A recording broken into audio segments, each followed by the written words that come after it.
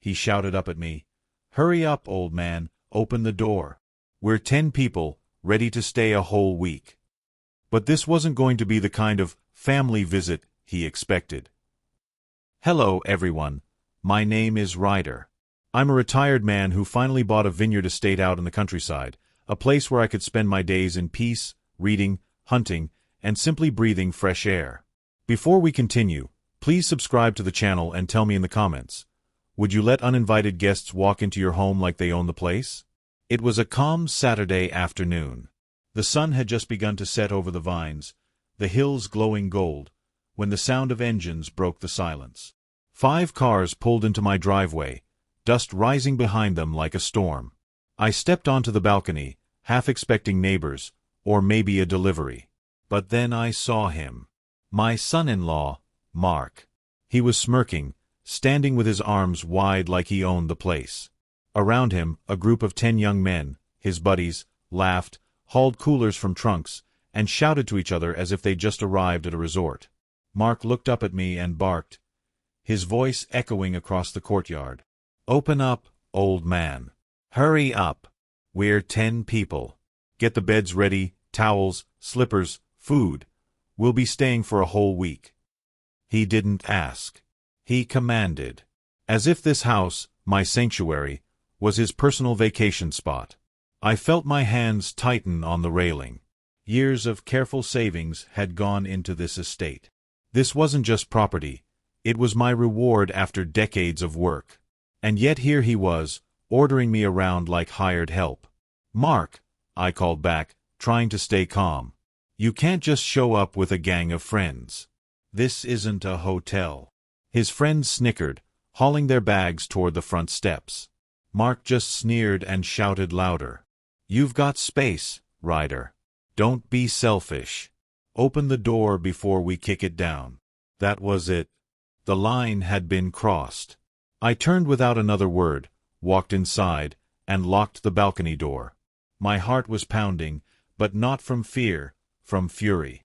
I made my way to the study, closed the heavy oak door behind me, and twisted the lock. My phone felt heavy in my hand as I dialed 112. "Emergency services," the operator answered. I drew a steady breath and said the words I never thought I'd need. "This is my home. There are 10 men outside, uninvited, and they're refusing to leave." As I ended the call, I could hear fists pounding on the front door, voices shouting through the night air. Mark's arrogance echoed through the vineyard. "You've got 15 minutes, old man. Then we're coming in." And I sat there, phone still in my hand, knowing everything was about to change.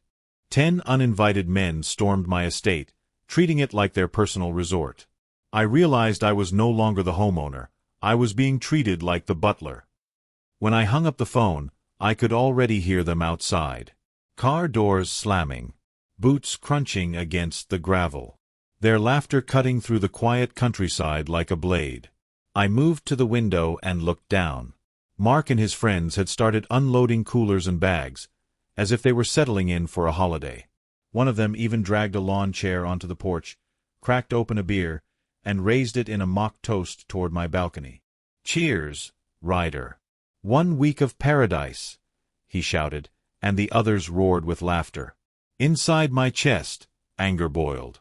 This was my vineyard, my home, my sanctuary. I had imagined mornings walking through the vines, evenings sipping wine in silence. Instead, it looked like a bachelor party invasion. I shouted through the door, "Leave my property now. The police are on their way." Mark's voice cut back immediately, dripping with mockery. "Police? Really, Ryder? You're calling the cops on family? Don't be dramatic. You should be grateful we chose to bless your little country house with some fun." The banging started next, heavy fists against the front door. One of his friends shouted, "Open up, old man, or we'll make ourselves at home." Another voice followed, "We brought meat for the grill, better get the fire ready." My knuckles whitened as I gripped the desk.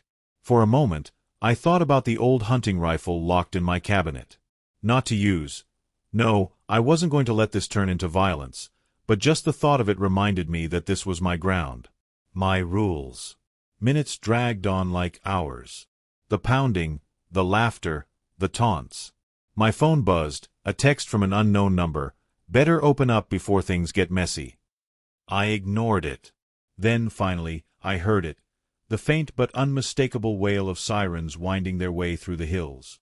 Louder, closer, slicing through the arrogance outside like a warning bell. I peered out again.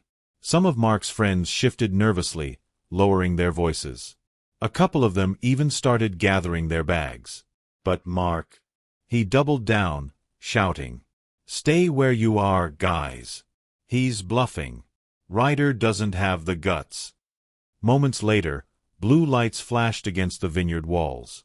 2 police cars rolled into the driveway, tires crunching on gravel, headlights cutting through the dusk. Officers stepped out calmly but firmly. "Sir," one called up to me, "are you the homeowner who made the call?" "Yes," I answered, relief and adrenaline mixing in my chest. "This is my estate. They're here without permission." The officer turned to Mark and his crew. "Gentlemen, this is private property. You've been asked to leave. Pack your things and move out, now." For a second, Mark tried to laugh it off, puffing out his chest like some kind of leader. "Come on, officer, it's just family. We're here to have a good time." He's overreacting. But the officer's tone didn't shift. "Family or not, without permission, you're trespassing. Leave immediately or we'll escort you ourselves." Mark's grin faltered. His friends started moving toward their cars, muttering. Within minutes, the driveway that had looked like a carnival of arrogance was emptying fast. As the last engine roared to life, Mark shot me a final look, dark, bitter, and filled with venom. "This isn't over, old man. You'll regret this." That night, long after the police left, my phone buzzed again. A notification lit up the screen. And when I tapped it open, there was Mark, smiling into a camera, recording a YouTube video with the title, "My greedy father-in-law threw us out of his house." By morning, my name was viral, not as a homeowner protecting his rights, but as a heartless old man who abandoned his family. That night, sleep was impossible. I lay in bed, staring at the ceiling, every creak of the old vineyard house carrying the echo of Mark's words, "This isn't over." When dawn broke, I poured myself a cup of coffee and reached for my phone. What I saw nearly made me drop the mug. Notifications, hundreds of them, flashed across the screen. Messages, emails, even missed calls from neighbors and old colleagues. At the top of it all was Mark's video. He'd uploaded it to YouTube and shared it across Facebook, Instagram, and everywhere else he could. The thumbnail showed him and his friends sitting in their cars outside my vineyard, all wearing pitiful faces. The title, "My father-in-law kicked us out. He chose money over family." The video itself was worse. Mark sat in the driver's seat, fake sorrow dripping from every word.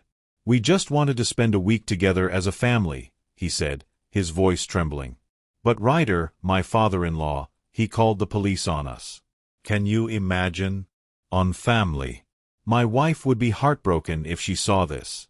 We brought food, we brought love, and he slammed the door in our faces." The comments poured in. "Heartless. Greedy old man. Money really does change people." I scrolled further, my stomach turning. Old friends of my daughter Emily were even sharing it. They pitied Mark. They pitied him.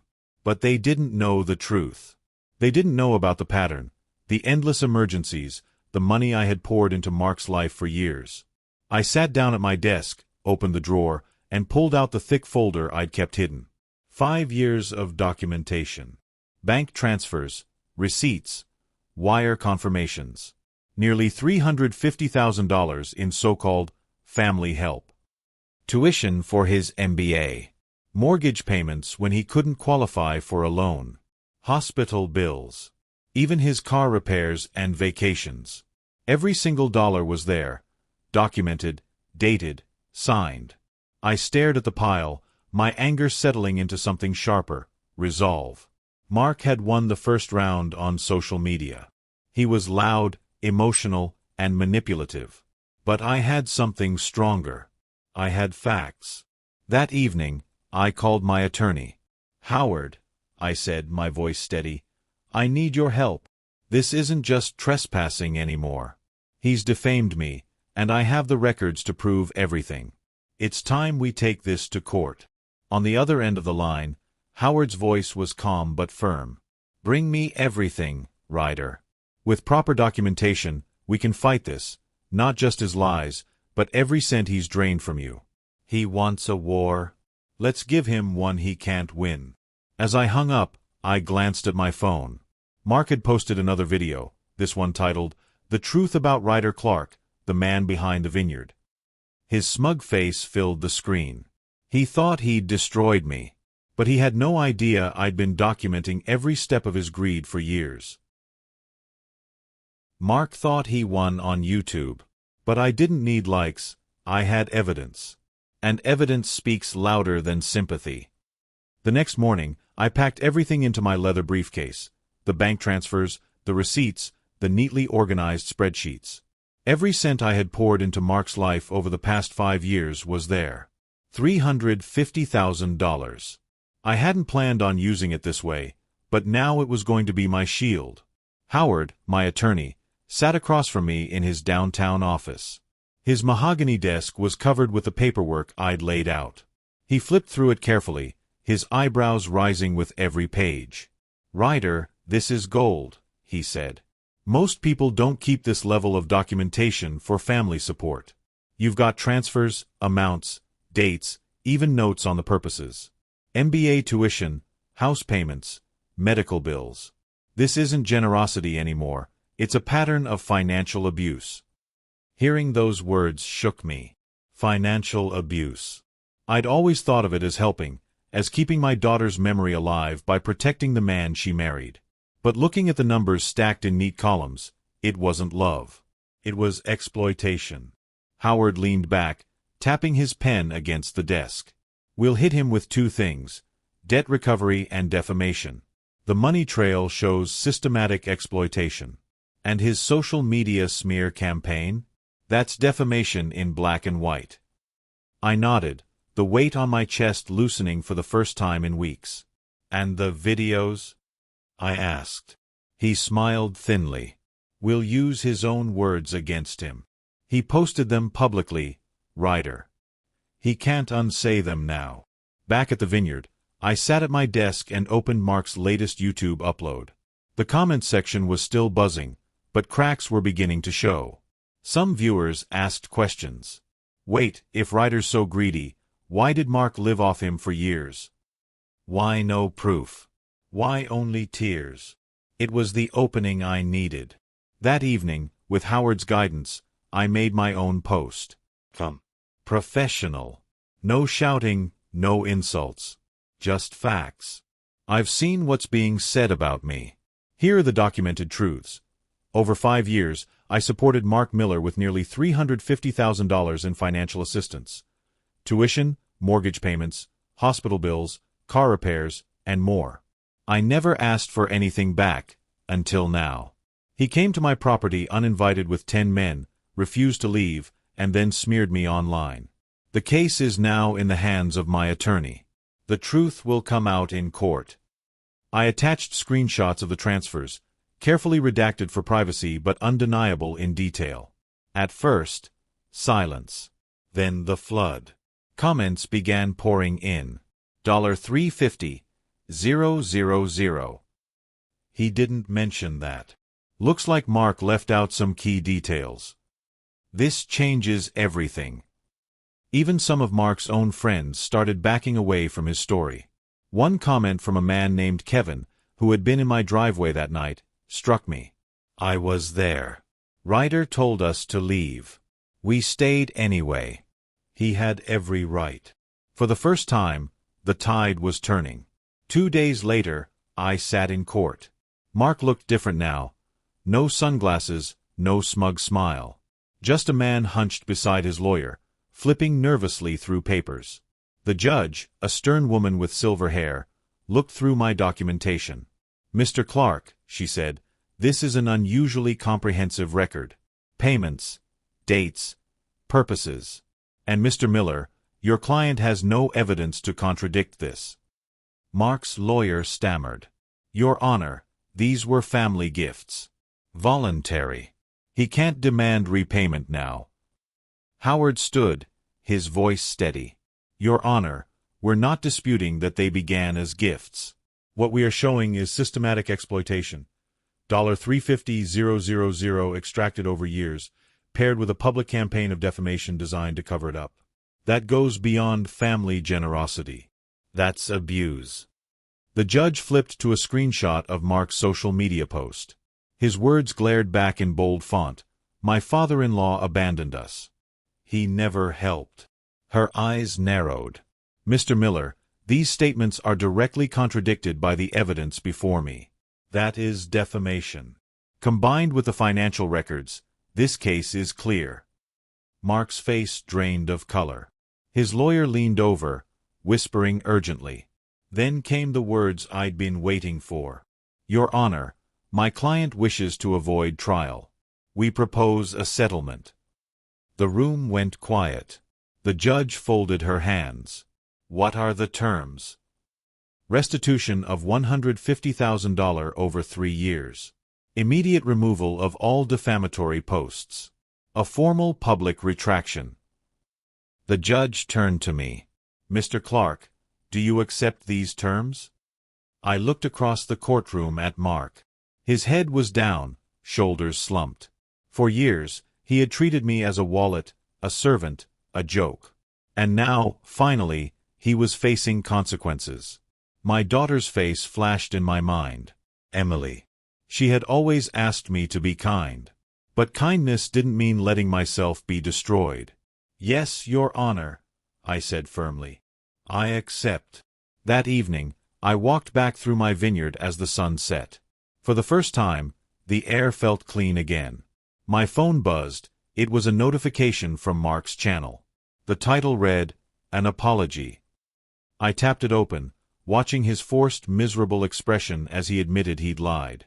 But even as I watched, I knew this wasn't just about him. It was about me finally reclaiming my dignity. And yet, a thought gnawed at me. Was this truly the end, or just another pause before the next storm? For the first time in years, my home was truly mine. Not just on paper, but in peace, in silence, and in dignity. The morning after the court settlement, the vineyard felt different. The same rolling hills, the same vines stretching in neat rows, the same golden sunlight spilling across the fields, but the air itself felt lighter. I walked out onto the balcony, coffee in hand, and listened. No laughter, no shouting, no boots stomping across my land. Just birdsong, the hum of insects, and the faint breeze moving through the grape leaves. It was the peace I had dreamed of when I bought this estate. That afternoon, Mark's public retraction went live. His YouTube channel, once buzzing with lies and sympathy, now featured a plain, forced apology. I made statements about my father-in-law that were false and incomplete. He has supported me financially for years, and my claims were misleading. I retract those statements publicly. The comments section turned on him instantly. So you lied for clout?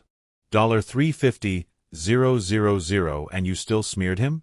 Unbelievable. You don't deserve him as family. For once, it wasn't me under fire. It was the man who had tried to use me as a stepping stone for pity and views. That evening, I poured myself a glass of wine from my own vineyard and sat on the terrace. In front of me, the rows of vines stretched endlessly, glowing in the orange light of sunset. Beside me on the table, a silver-framed photo of my daughter Emily caught the last rays of the day. I raised the glass toward her smiling face.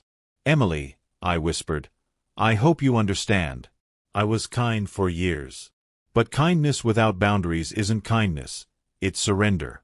I honored your memory not by letting myself be used, but by finally standing firm. The wine burned warmly in my chest, but it wasn't the alcohol, it was relief. The burden I'd carried for years, the guilt, the endless cycle of giving without thanks, had finally been lifted. My phone buzzed again, but this time it wasn't threats or accusations. It was a message from my nephew David. Uncle Ryder, I'm proud of you. You've always been generous, But now you're wise too. I'd love to visit the vineyard next month. Properly, with an invitation. I smiled. That was how family should be. Respectful. Mutual. Genuine. As night fell, I locked the doors of the estate, not in fear but in certainty. This was my home. My sanctuary. My peace. Mark would make his payments. The law had silenced his lies. And I had learned the most important lesson of all. Generosity without wisdom is a trap. But generosity with boundaries is strength.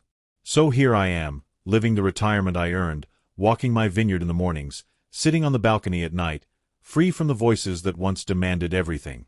This chapter of my life ended not with anger, but with clarity. And for the first time in years, I look forward to tomorrow. What about you? If your son-in-law showed up at your door with 10 men demanding a free vacation, what would you do? Would you call the police, or let them in for peace? Tell me in the comments. I'd love to hear your thoughts. And don't forget to subscribe for more stories like this.